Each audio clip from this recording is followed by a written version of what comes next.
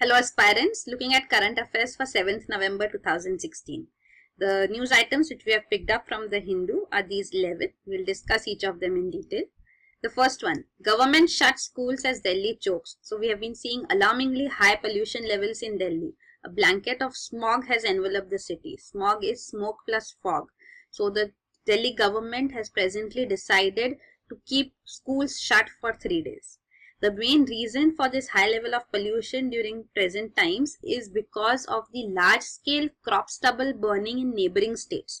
So this has been a cause of pollution, and we have discussed this earlier too. So adjoining states, since it's a new cropping season now, so the crop residue which stays on the farms, that is burnt. So that is the easiest and cheapest way to eliminate crop residues and clear the fields. So that is the main reason for this smog which is seen in Delhi presently. The other initiatives which government is taking is it is considering bringing back the odd even car rationing system, which had initiated on a pilot basis in Jan 2016 and later also in April.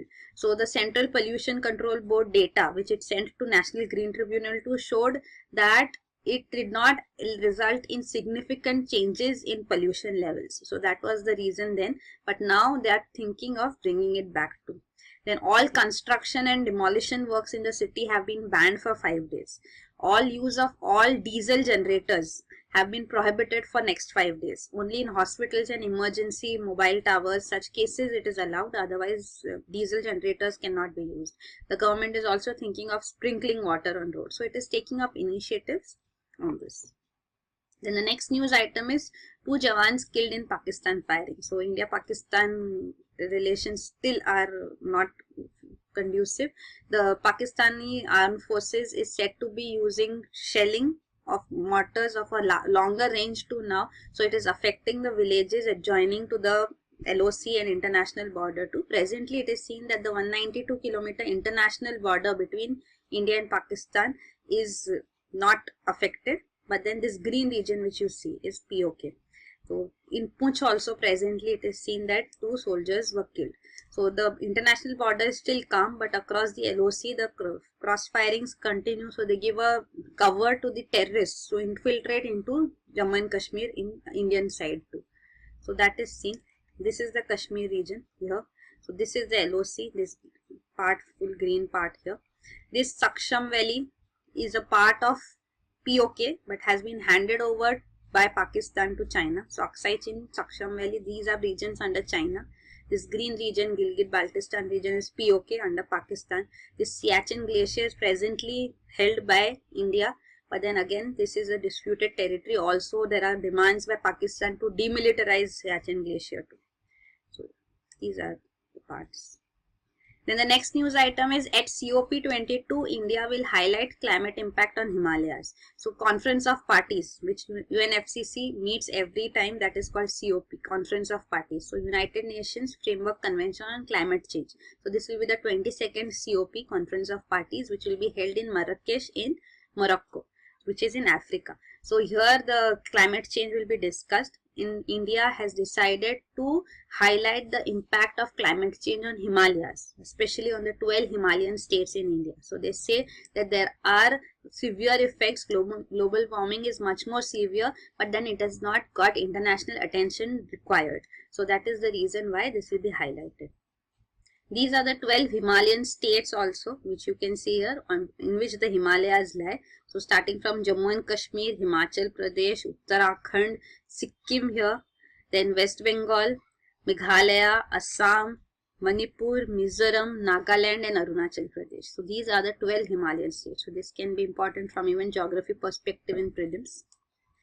Then these are the Himalayan ranges shown here. So this is the Pir Panjal Dhwaladhar range. So even sometimes UPSC has also asked the alignment of these ranges from north to south. So northernmost is Karakoram, then Ladakh, Zaskar, Pir Panjal. So these four, arranging these four has been a former question in previous years UPSC papers.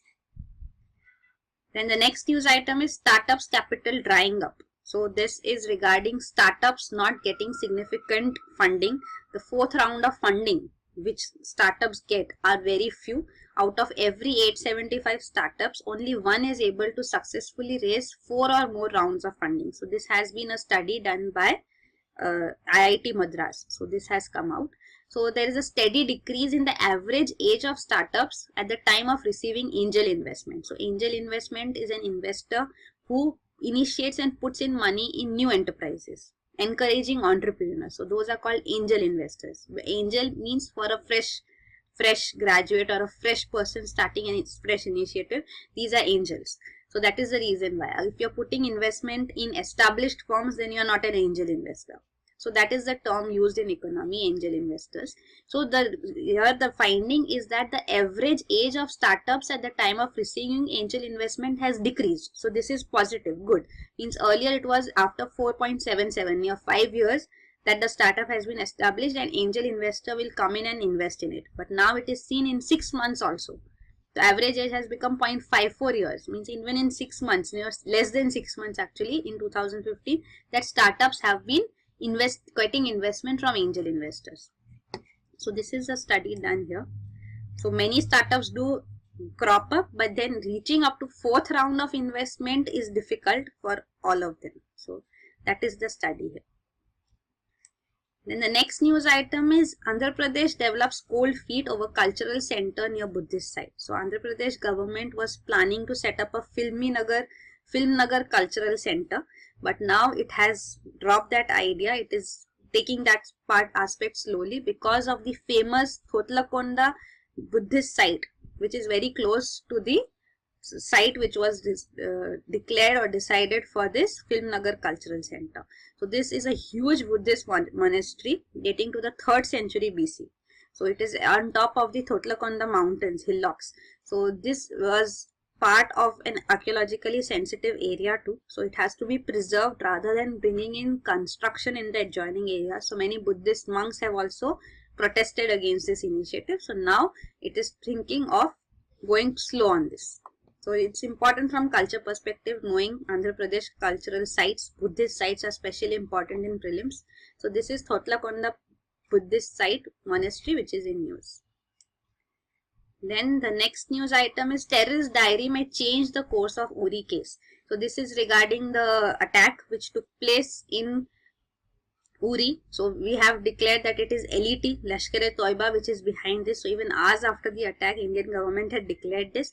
But later, even in another attack by the terrorists, it was seen that a blue diary was found on the terrorist, and that diary shows that that person had received training in Muridke camp, which is in Pakistan, and this is near the place of residence of the LET founder Hafiz Saeed. So this shows that training has taken place here and they belong to LET.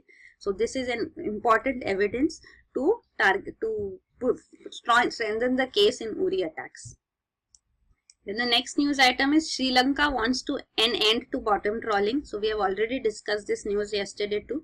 So this is regarding the bottom trawling, means the trawler, the fisheries boat has a net spread throughout the water and the fishes are caught. So this is a trawler, a huge net used, and bottom trawling means this is used beneath, in the depth of the ocean. So that is called bottom trawling. So this results in depletion of the economic resources, also affecting the long-term availability of fishes, plus also it is environmentally degrading. So even India wants to end this bottom trawling, but it wants a phasing out process, which Sri Lankan government is not very happy with. It wants an immediate ban on bottom trawling. So let's see what does happen on this too. We have discussed this yesterday. On Sunday it was already in news. Joint working group would be set up on fisheries, which will meet every 3 months. Minister of Fisheries from both sides will meet every 6 months, and also there will be a hotline between the coast guards of both the sides. So to safeguard the rights of fishermen. So this is regarding the Indian fishermen arrested and released by Sri Lankan Navy in the last 3 years. So that is shown here. Then the next news item is Sri Lanka to summon Chinese envoy over controversial remarks. So this is regarding the Sri Lankan finance minister making a remark that Chinese loans are expensive. So this remark has been responded to by or criticized by the Chinese ambassador. So he has said that if loans are expensive, then why is the government going ahead and seeking more Chinese loans? So the Finance Minister of Sri Lanka again responded saying that I am Sri Lankan Finance Minister, not Chinese Foreign Minister. So if the Chinese ambassador says that loans are not expensive and if interests are not more than 2%, then great, we'll have to pay only 2% interest. So this has been seen presently. So in Sri Lanka, Chinese relations were very good, but since the new president coming in place, that is in Jan 2015 presidential elections, Mahinda Rajapaksa lost, and it was Maithripala Sirisena who became the president of Sri Lanka, and he is a little apprehensive of Chinese, and this has made even India Sri Lanka come closer. So we are seeing bettering of relations between the two countries now. So during Mahinda Rajapaksa's time, even the port city of Colombo, which was a huge project, $1.4 billion project, which China was investing in Colombo, there were charges of corruption on this too. So even the new government went on slow on this. They declared that all charges of corruption will be investigated on. But eventually, after dilly-dallying, they have finally accepted. They have modified the agreement with China, but have accepted and will go ahead with this Colombo Port City project. So that is there. So this shows that the relations between China and Sri Lanka are also a little running rough presently. So this is Sri Lanka. Even another port which China is developing in Sri Lanka is Hambantota port. So this is Colombo, the capital too. This is Hambantota port, again developed by China in Sri Lanka. So there's a huge investment being done here too. Then the next news item is India to raise work permit issue with Canada and UK. So presently we are seeing British Prime Minister Theresa May, who is on a visit to India. Even a Canadian official is on a visit to India. So we are raising our concerns regarding immigration and visa norms of these countries, the restrictions which they put on foreign skilled workers, so which affects India adversely. So the Indian IT firms have 5 major markets globally, and they are USA, UK, Canada, Germany and Switzerland. So with respect to Canada too, it has plans to introduce a new short duration work permit exemption.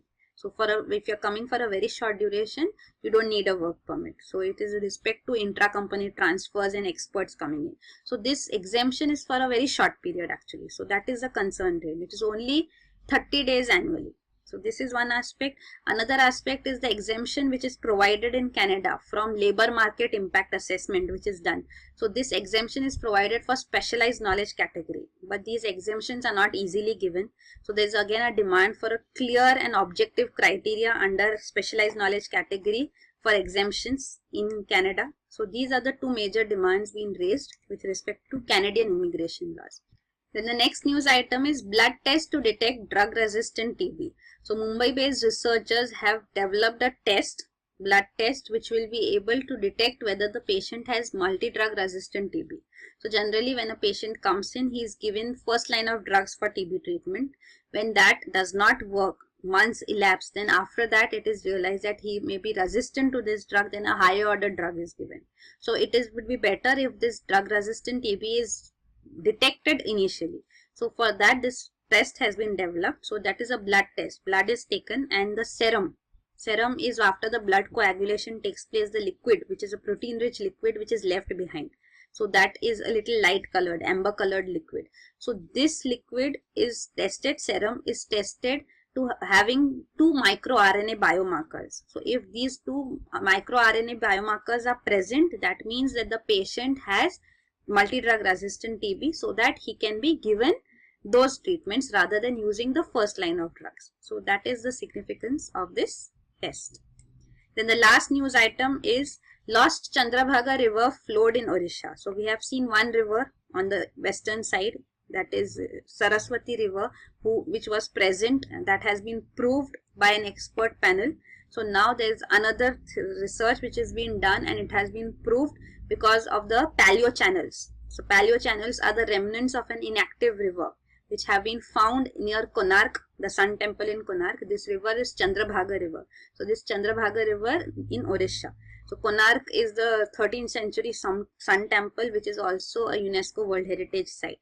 So this river has been named in ancient texts, but it does not flow presently. So this researchers have found evidence through using the data from the Google and NASA space shuttles to Google Earth images that the Paleochannel does exist in the subsurface. So this profiling of the surface through ground penetrating radars has been done. So a V-shaped subsurface river valley has also been found. This proves that Chandrabhaga river did exist and flowed in this region as mentioned in the ancient text. So this is regarding Orissa. This is the Konark Sun Temple. Even the Puri Jagannath Temple is here. Bhubaneswar, the capital of Orissa. Chandipur on sea is here. So that is it for today. Thank you.